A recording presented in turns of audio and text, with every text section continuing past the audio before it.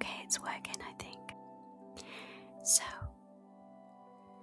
I had 3 people last week tell me that they watch my podcast episodes because they find them relaxing to listen to, and they think that I've got a relaxing voice. And someone said they think I've got an ASMR voice. And I've always loved ASMR ever since it became a thing. And I listen to it every night really because I sleep alone and I struggle to sleep alone. So I pretty much have it on every night. So I'm just doing it for a little bit of fun, but it might turn into something, who knows. And also, maybe what I speak about will embed into your subconscious a little bit better if you fall asleep listening to this. So, yeah, let's get into it. Today, I want to talk about integration and the embodiment of becoming a better person. I have spoken so much about shadow work and self-reflection and trying to make positive changes in your life.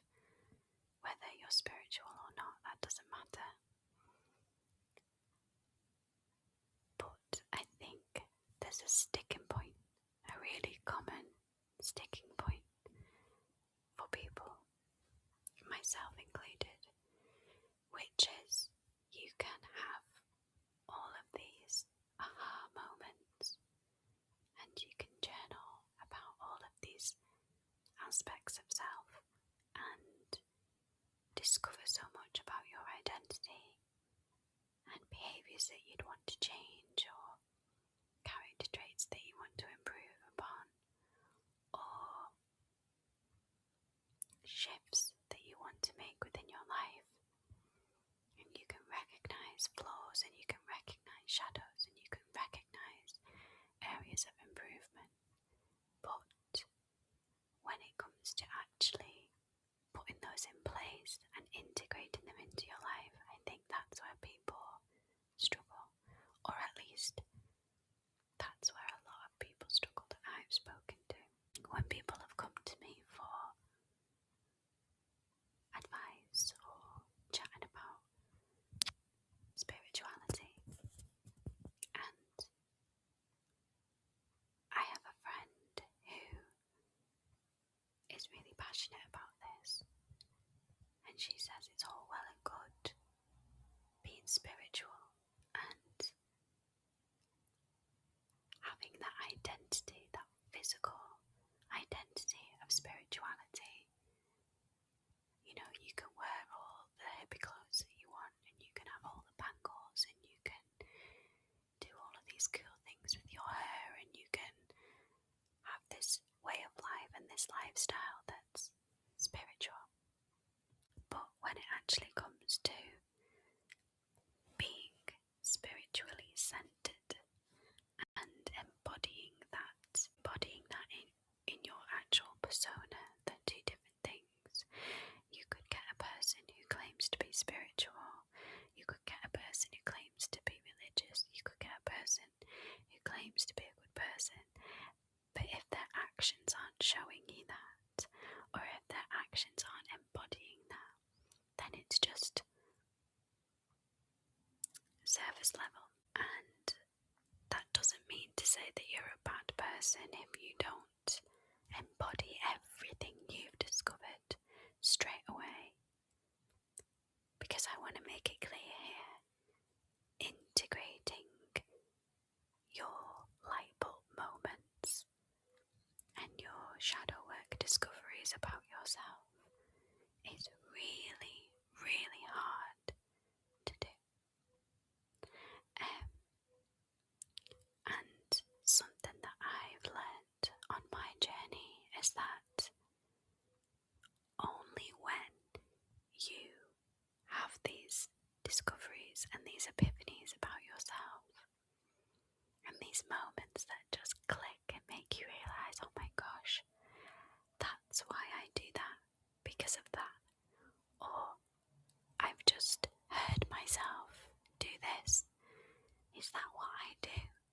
start to discover yourself, it's only when that happens and you become aware of it that the universe will send you a test to see how you actually respond now you are in receipt of the knowledge of that. It's only once you have the awareness that the universe will send you a scenario or an experience or something happens to you, and it's like a pop-up test, and it goes, okay, so you've learned this about yourself, well, how are you going to react to this then? And it's in those moments where we will either resort to our old patterns, or we will try to embody the traits of the person that we want to become. It's such a phenomenon when that happens. It's right after you realise that you maybe need better boundaries, or someone pushes your boundaries or hits that nerve of that very thing that you've just been triggered about. It's not bad luck when that happens, it's a chance to practice the new version of you in real time, which is very much linked to manifestation, isn't it? Because everyone always says you have to live it, you have to be the person that you want to be, you have to be the person that you're trying to manifest, you have to live your way of life, which is of the person and of the life that you're trying to manifest, and that's embodiment. And so I suppose by using these opportunities, these tests that happen from the universe as a way to live out that new version of you in real time, you're almost manifesting it. And it's a self-fulfilling prophecy, but in a really good way, isn't it? So if you are in that space or this resonates with you, then firstly, I want to say a huge, huge well done. If you are someone who has gone out and got yourself a notebook or a journal, or you use your phone on your notes app, should I? Joking. If you're someone who's made the effort to create a space within which you are going to, or you have already started to explore yourself in whatever way works for you, and you've done it so much or so well that you've had self-discoveries, and yeah, just a huge, huge well done. You've become more aware of your inner space, your inner world, your inner mind. Maybe you've learned that your ego holds a lot of space in your life. Maybe you've learned that your inner voice is ignored quite often. Maybe you've learned that you have a wound around being seen. Maybe you've learned that you have a limiting belief about receivership and money and hard work. Maybe you've only just gained a perspective on a relationship from years ago, or the effects that that had on you. What you've done is what only a small percentage of people have done, and what many more should be doing. My cat's here, apologies for the noise that's about to happen. So I salute you. The journey of self-discovery and shadow work is a very, very powerful and profound one. And if you need anything, this cat. And if you need anything, please reach out, because there are many ups and downs to shadow work, and maybe I'll delve into it a little bit deeper in a different episode, because I think the term is lost on a lot of people, and I've done a whole course on it. So if you would like an episode on shadow work, please let me know. So yeah, if you're in a space where that resonates and you've had some of those aha moments, then well done.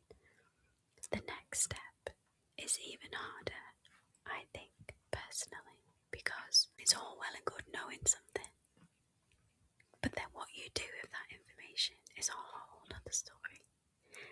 And if you can't do anything with it, or you don't have the ability to do anything with it, then it's pointless knowing it. I remember I used to be in a job where they said to us one day, "Is knowledge power?" And we were all like, "Yeah, of course it is." And they said, "No, it's not." And we were like, "Where's he going with this?" And he said, "Applied knowledge is power." Because it's all well and good having the knowledge, but if you don't do anything with it, then it's pointless. It's moo. If you know what that's from, then we can be friends.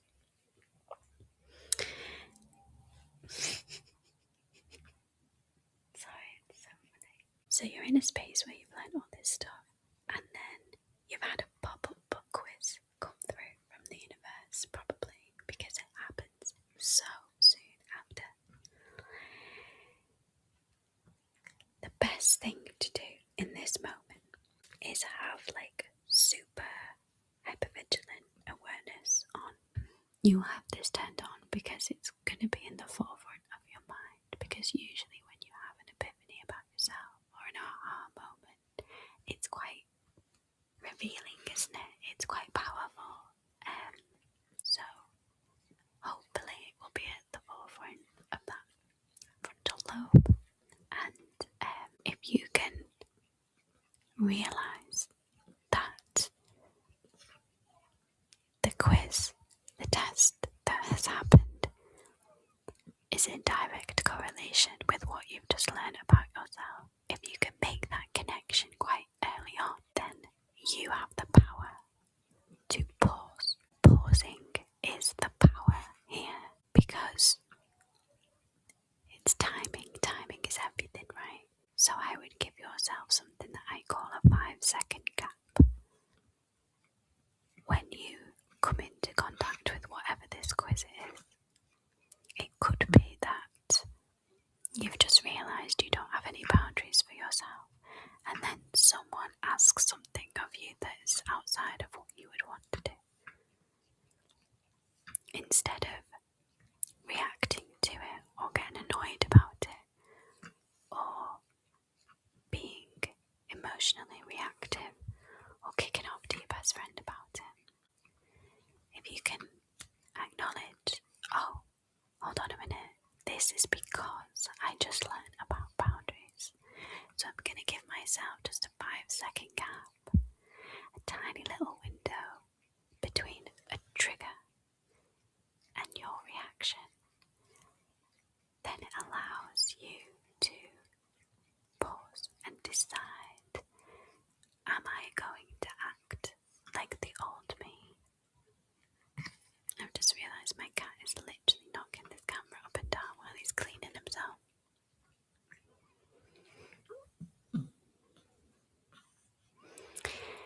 Yeah, you can decide to react like the old you or the new you. And this can happen whether it's a really small thing or whether it's a really big thing. Naturally, if it's a really big thing that's being confronted or coming to you, then you would naturally pause before making a decision about something anyway, like a house move or a change of job. It could be because you realised that you've been sticking around somewhere for too long because you have a limited belief that you don't deserve to be anywhere else, or you are people pleasing to stay somewhere, and then you realise you get given a job abroad and you're like, hold on a minute, this could be because I've just learned that about myself. Or it could be really small. I had one the other day. I realised that I still had a lot of fears attached to using my voice.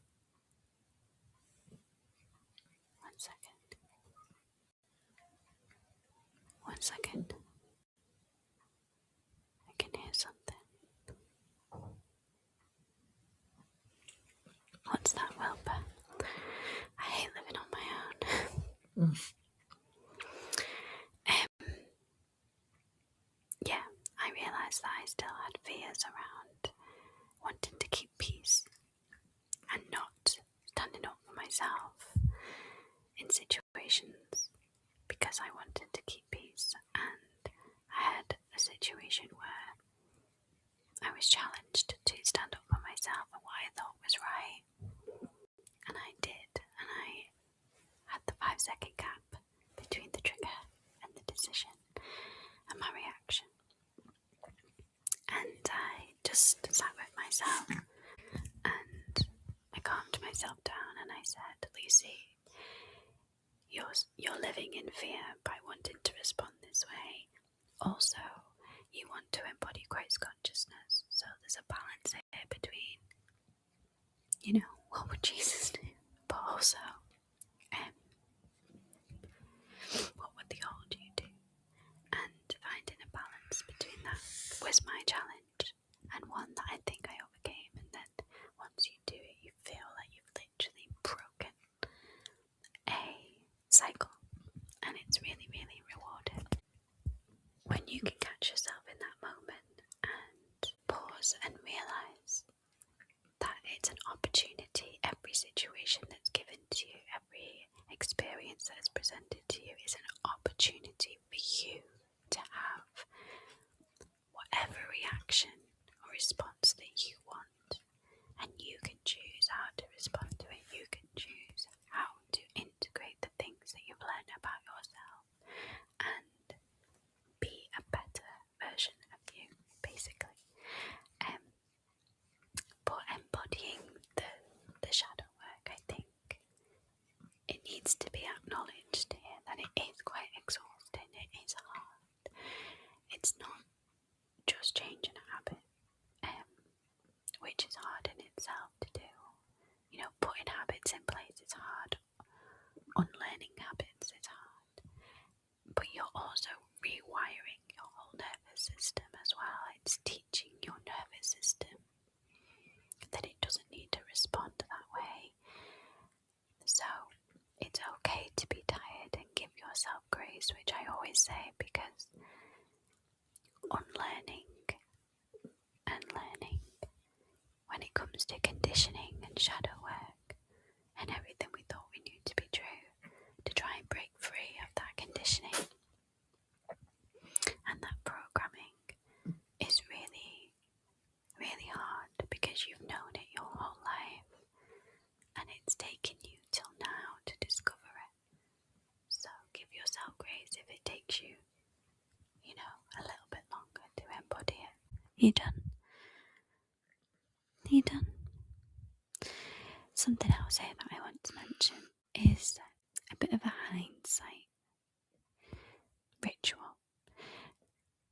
Because when we do embody these things, when we do unlearn the shadows and the conditioning and put these new behaviours in place, and we embody these new versions of ourselves and these new parts of our psyche into our daily life, and we start to up level and ascend into better versions of ourselves because we're integrating the shadow work, you become a new normal. When we do start to do that, your life becomes new normal. And what can happen is you get used to that so quickly that you forget that you did it.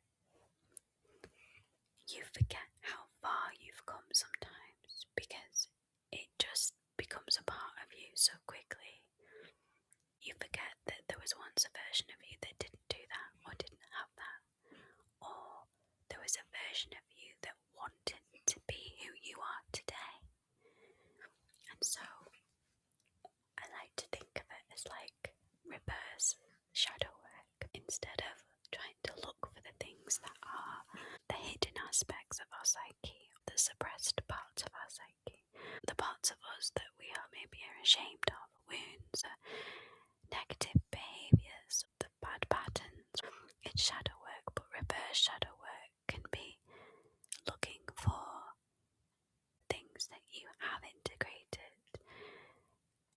you do have those tests from the universe and you respond in a different way, it might take you a few days to realise, hold on a minute, I'm so proud of myself because I would have responded a different way 6 months ago, or I would have done something completely different a year ago.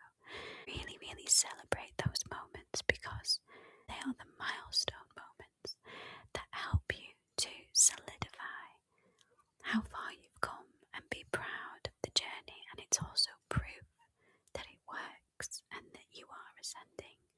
Like the little marker points that you will remember and just be really proud of them because first of all you did shadow work, second of all you became aware of things that you wanted to improve upon, which is self-reflection, which not many people have, unfortunately.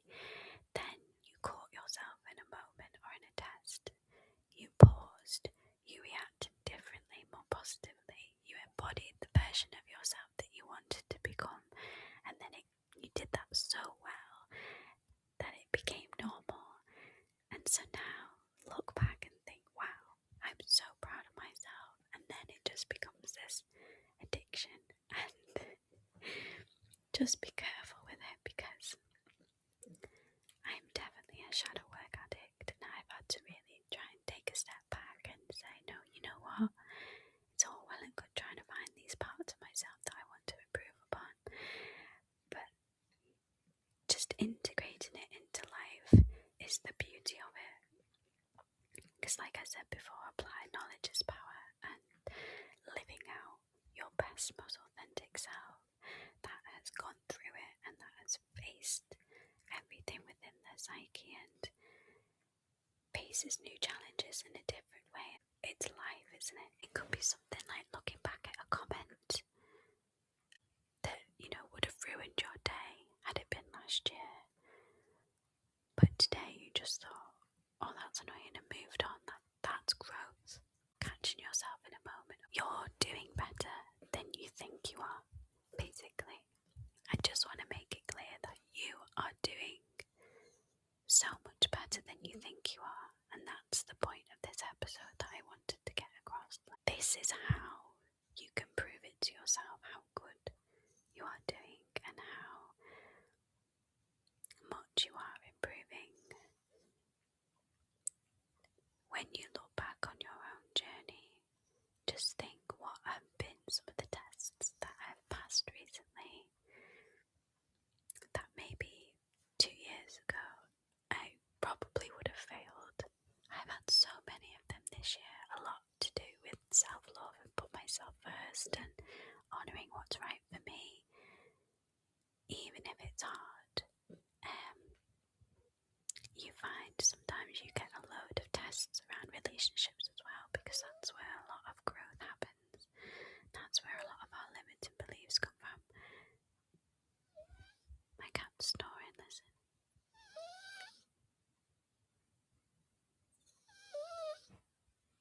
It's so funny. But yeah, basically what I'm talking about is self-witnessing. It's being a witness for yourself and standing back and saying, I see you. I see you doing the hard work, and I'm proud of us. Say us because it's you, the past version of you, the future version of you, your inner child. It's all the versions of you wrapped up into one, doing the work, isn't it? Which is so, so beautiful. Say, I see you doing the hard work, and I'm proud of us. That is so incredibly healing to do, and it is a part of the journey of self. It's a part of life. It's a part of shadow work. It's a part of spirituality. We are our own harshest critics as well, aren't we? So to give ourselves that love and to give ourselves that unconditional love is one of the most beautiful things you can do. So yeah, if you've gone out and bought a journal and done some shadow work, hats off to you. If you're now facing what that means to actually integrate it and embody it, then keep practicing, keep taking these little moments as tests, keep seeing every situation in front of you as an